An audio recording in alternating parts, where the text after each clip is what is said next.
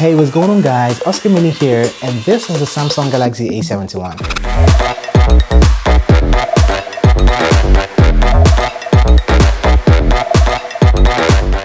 I've had this device for some days now, and this is that point where I share with you guys my thoughts on this smartphone. So without taking much of your time, yo guys, let's get started.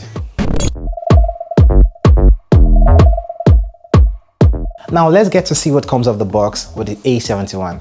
On opening this box for the first time, you get to see the device itself, which I'm going to set aside right now. And next up is 3.5mm earphones, and also you get to see a USB-C to USB-C cable for data transfer and charging up this device. Just like the A51, you can see the envelope housing the warranty cards, the TPU case, and the SIM ejector tool on the other side of the box. Back to the main box, you get the 25-watt charger, which juices up this device in time. And this is basically a typical Samsung unboxing.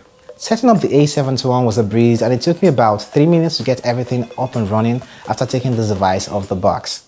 When it comes to the design, the A71 has this flagship look to it, and despite it being made out of plastic, which is something we've come to see from most mid-range devices from Samsung in 2019 and 2020 so far, it is obviously a non-one-handed device which feels light and comfortable to use, just like the A51. I have that review linked in the description below and somewhere around here. And that's also the slim form factor on the A71. Plastic or glasstic as Samsung calls this rare material.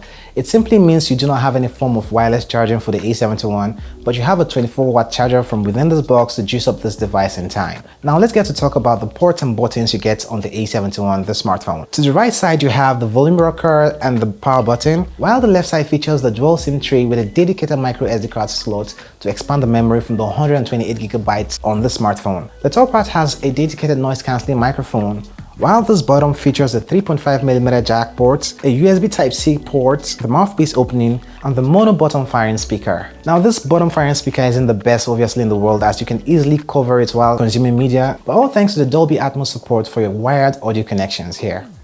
Now flipping over to the rear of the A71, you have a quad camera setup here with an LED flash, and to the bottom is the Samsung branding. Basically all you get to see from the rear. If you realize, we didn't get to see a fingerprint sensor, and that's because the fingerprint sensor is an in-display type here. The in-display fingerprint sensor you get on the A71 isn't the fastest I've used, but it's obviously an upgrade to what you get from the A70. One thing you can't really fault Samsung devices at is their displays, and the A71 doesn't disappoint in this department. You get a 6.7 Super AMOLED 1080p display, a Corning Gorilla Glass 3 protection, and a 393 ppi density. By the way, we also get an always-on display feature on this device also. If I am to rate the display on the A71 for outdoor use, I would give it an 8.5 out of 10, as you do not run into any situation using it outdoors. I mean, it's pretty bright and you get up to 515 nits of brightness while using the A71 outdoors, and the viewing angles are actually great. So when it comes to entertainment, viewing video content, playing video games, I would say this display is an excellent one for all entertainment purposes. Performance here is something I'm really impressed with for a $400 smartphone. You get One UI 2 over Android 10 as with other devices from Samsung in this mid-range category. 128GB of internal storage and 6GB of RAM with the variant I have here. When it comes to the processing power on the A71, we have the Snapdragon 730 chipset, which is same as that on the Oppo Reno 2, the Xiaomi Mi Note 10, and the Xiaomi Mi 9T. You should have an idea of how this device performs. All I can say about the performance here is the fact that it is quite amazing and chews everything I throw at it. So gaming here was a breeze. I played PUBG, Call of Duty, and other intensive games, and the A71 handled these games pretty well. The Galaxy A71 doesn't lag in the battery department also. You have a 4500 mAh battery, which can be charged up to about 50% in 30 minutes using the 25-watt charger included within the box. Now, if you're my kind of person, in terms of usage of smartphones, this device will last you a whole day's use with around 6 to 8 hours screen on time from the A71.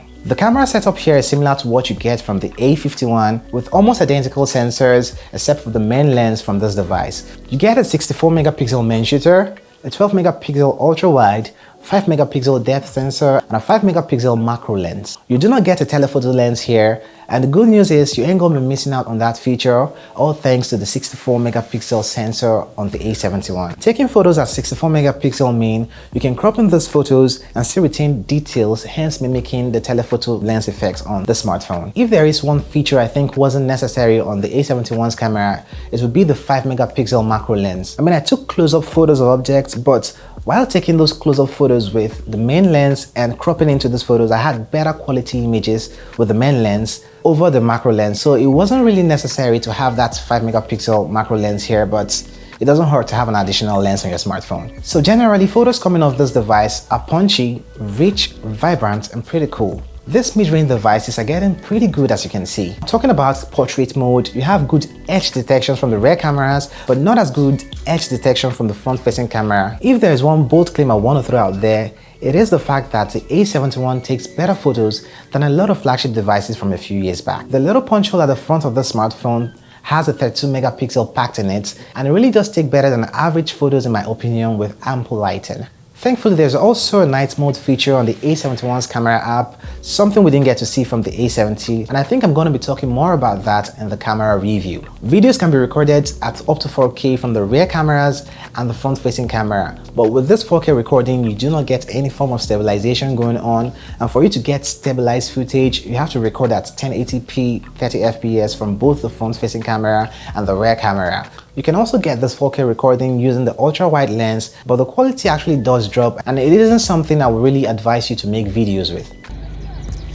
Hey, what's going on guys? Oscar Mini here, and this is a front-facing camera video and audio test for the Samsung Galaxy A71. What do you guys think about the color reproduction and the audio coming out of this device? Do let me know what you think in the comment section below. What are my thoughts on the Samsung Galaxy A71? First off, I'm not going to lie, I really do love the smartphone, and I think it's an upgrade over the Samsung Galaxy A70.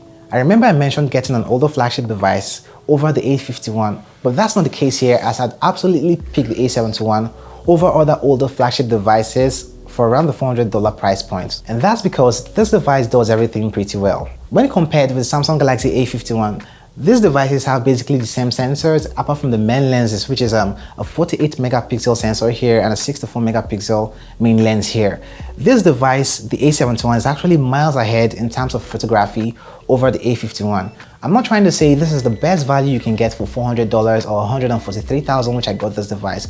All I'm trying to say is that this is great value for your money, and you can never go wrong with the A71 for $400. Okay, that's been it for my review of the Samsung Galaxy A71. Do not forget to let me know your thoughts in the comment section below, like, share, and also subscribe to this channel if you haven't done that already. Wow, that was a mouthful. Other than that, it's goodbye, and I'm gonna catch you in the next one. Cuídate. A71, not this one.